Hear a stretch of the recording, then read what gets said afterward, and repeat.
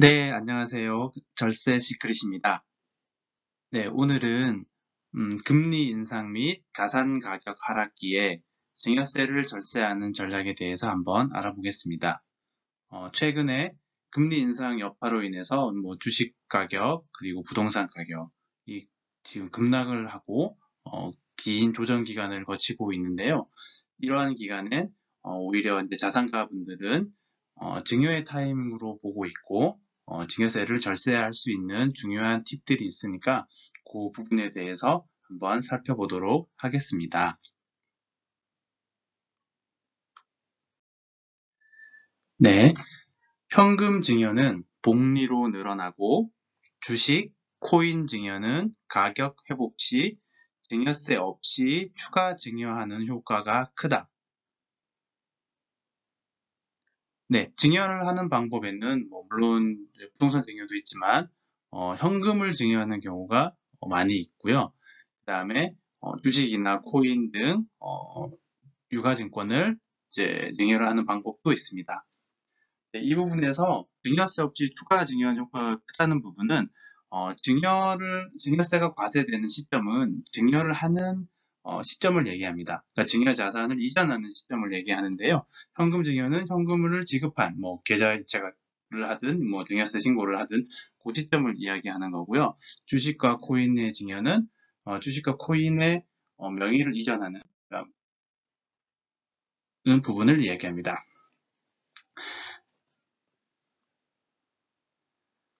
네, 그러면 금리 인상 및 자산 가격 하락기에 증여세 절세 전략은 무엇일까요? 복리로 굴러가는 현금 증여나 가격이 급락한 주식 또는 코인을 증여해서 자산 가치 증가분을 이전하자.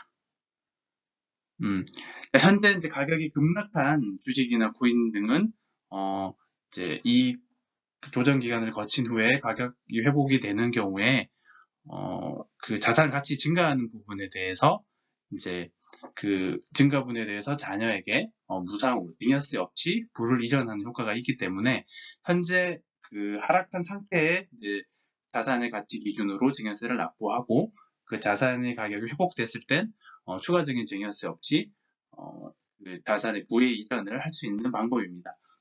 근데 이걸 만약에 현재 이 급락한 주식이나 코인을 가격이 회복한 뒤에 증여를 하게 되면 당연히 회복이 된 기준의 가격으로 증여세를 납부해야 되기 때문에 증여세를 덜감할 수 있는 기회를 놓치게 되는 것입니다. 그래서 특히나 이제 코로나 저희 19가 이제 발발했을 때 특히 이제 모 재벌가에서 이런 이제 지분 증여를 했었는데요. 재벌가 또는 부자들의 증여 타이밍은 자산 가격이 급락한 시점, 금융위기라든지 코로나 19로 이제 가격이 하락했을 때, 그리고 최근 이제 1년간 주식이나 코인 가격이 급락한 요 상황이 이제 이러한 타이밍이라고 볼 수 있는데요. 이제 이 증여는 어떤 자산을 하는 것이 유리할까? 이런 부분들이 이제 고민될 수 있는데, 요거는 이제 그 유형에 따라서 달라질 수 있습니다. 그러니까 안정적인 부의 이전을 원하는 분들은 현금을 증여하고 안전자산에 투자를 해서 지금 이제 금리가 높아진 시기이기 때문에 예적금 금리도 상당히 높아진 상태고 어떤 채권펀드나 이런 수익률이 높아진 상태입니다. 그래서 이러한 이제 현금 증여한 후에 안전자산에 투자를 하더라도 연초에서 5% 이상의 수익을 얻을 수가 있고 이러한 부분이 계속 복리로 이자가 발생하기 때문에 증여를 하기에 적절한 타임이라고 볼 수 있습니다. 이제 이외에 이제 또 추가적으로 공격적인 부의 이전을 원하시는 분들은 현재 보유하고 있는 주식 또는 이제 코인을 자녀에게 증여를 하는 것입니다. 이 경우에는 적게는 50%, 많게는 예를 들어서 지금 현재 손실률이 50%의 자산이다라고 하면 이게 다시 원금을 회복하게 되면 수익률은 100%가 됩니다. 그래서 최소 50%에서 100% 이상까지도 자산 수익률이 발생할 수 있고요. 그 수익은 당연히 현재 시점 하락한 기준으로 증여받은 이 자녀에게 이 부가 증여세 없이 이전이 될 수가 있습니다. 네, 그래서 결국 증여 후의 자산 가치 상승분은 증여세 과세 대상이 아니기 때문에 추가 증여하는 효과가 있습니다.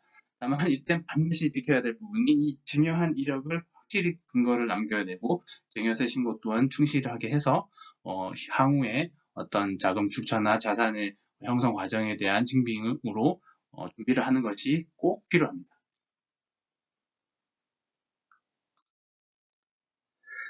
네, 물론 이제 아직까지 이제 추가로 하락할 위험도 있고 어디가 바닥인지 모르는 상황에서 그러면 주식이나 코인을 증여하였는데 추가로 가격이 하락하는 경우는 어떻게 될까요? 네, 이 경우에는 증여세 신고 기한인 증여에 속하는 달의 말일부터 3개월 내에는 취소가 가능합니다. 즉, 내가 오늘 100원에 증여를 했는데 이 가격이 다시 80원까지 하락을 하는 경우엔 80원으로 증여하는 것이 세금을 더 줄일 수 있는 방법입니다. 그래서 3개월 내에 혹시 추가로 하락을 하게 된다면 기존 증여를 취소하고 다시 80원 기준으로 증여를 할 수가 있습니다. 그리고 증여재산 공제 한도 내의 증여인 경우에는 증여세 납부 금액이 없기 때문에 주식, 코인 가격이 예상보다 더 하락하는 경우에 증여세 부담 없이 취소 후 다시 증여를 할 수 있습니다. 단, 증여 공제 한도 초과, 미성년 자녀의 경우는 2천만 원, 성인 자녀의 경우는 5천만 원이죠. 네, 이 경우에 증여 공제 한도 초과 증여인 경우에는 증여세 신고 기한 후 3개월 내에, 그러니까 신고 기간이 경과한 후에 3개월 내에 취소하는 경우에는 최초 증여세는 부담을 해야 하고요. 그럼에도 불구하고 더 늦어져서 3개월 경과 후 취소하는 경우에는 반환에 대한 증여세까지 부담을 해야 되기 때문에 주의가 필요합니다. 물론 이 경우에도 만약에 내가 증여한 이후에 너무 많이 하락을 해서 여기서 추가로 발생하는 증여세 부담보다도 오히려 더 많아진다면 더 절세를 할 수 있다면 이 추가 증여세까지 부담을 해서라도 기존 증여를 취소하는 것도 방법일 수가 있습니다.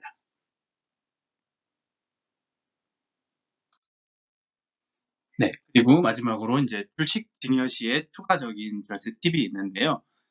미국 주식을 바닥에서 매수하여 평가 이익이 크게 났을 때 금융투자소득세 도입 전 해외 주식 증여를 통해서 양도세를 절세할 수 있습니다.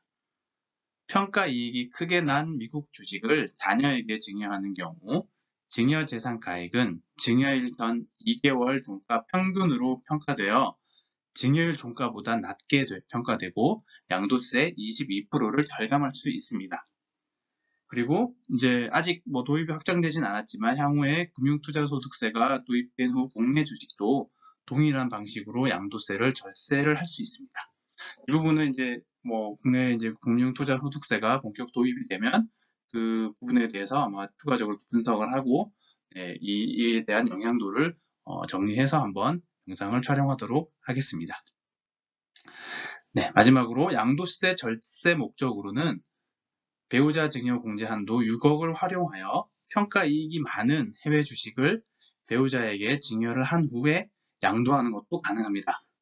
단 이제 부동산의 경우에는 5년 2월 과세가 있고 내년부터 다시 10년 2월 과세가 적용되기 때문에 기존 취득가액 기준으로 양도세를 계산을 해야 됩니다. 다만 주식의 경우에는 현재는 2월 과세 규정이 없는 상태이고요. 그래서 연말까지 혹시 평가이익이 발생한 해외 주식이 있다면 이런 방법을 이용해서 절세하는 게 가능할 것 같고요. 다만 23년도부터는 해외 주식 양도세의 2월 과세 1년이 적용되는 점에는 반드시 유의를 해야 됩니다.